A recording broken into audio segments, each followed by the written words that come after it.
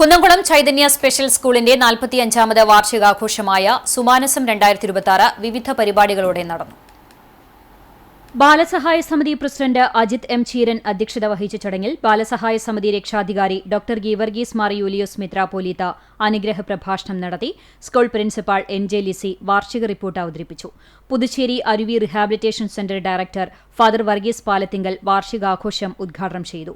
തുടർന്ന് വിവിധ മേഖലകളിൽ നിന്ന് ചൈതന്യയ്ക്ക് പിന്തുണ നൽകിവന്ന കോമള ബേക്കറി ഉടമ K N Komala, Indira bakery ഉടമ പ്രദീപ് കുമാർ, ശരവണ ബേക്കറി ഉടമ K K Balakrishnan, KMO vegetables ഉടമ മുഹമ്മദ് ഷഹീദ് എന്നിവരെ ആദരിച്ചു. LIC ഓഫ് ഇന്ത്യ ചൈതന്യ സ്കൂളിന് നൽകുന്ന 21 സീറ്റുള്ള പുതിയ വാഹനത്തിനായി 17,48,921 രൂപയുടെ cheque Kunnamkulam LIC chief manager R Nandakumar, assistant branch manager Sunilkumar എന്നിവർ ചേർന്ന് കൈമാറി.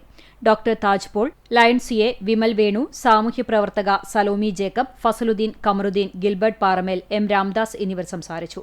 ചടങ്ങിനോടനുബന്ധിച്ച് ചൈതന്യയുടെ സ്ഥാപക പ്രവർത്തനങ്ങളിൽ നിർണായക പങ്കുവഹിച്ച ബാലസഹായ സമിതി രക്ഷാധികാരി അന്തരിച്ച അബി ഡേവിഡിനെ അനുസ്മരിച്ചു. തുടർന്ന് വൊക്കേഷണൽ വിഭാഗം നിർമ്മിച്ച ഉൽപ്പന്നങ്ങളുടെ വിൽപ്പന ലാഭവിഹിതം വിദ്യാർത്ഥികൾക്ക് മെത്രാപ്പോലീത്ത കൈമാറി.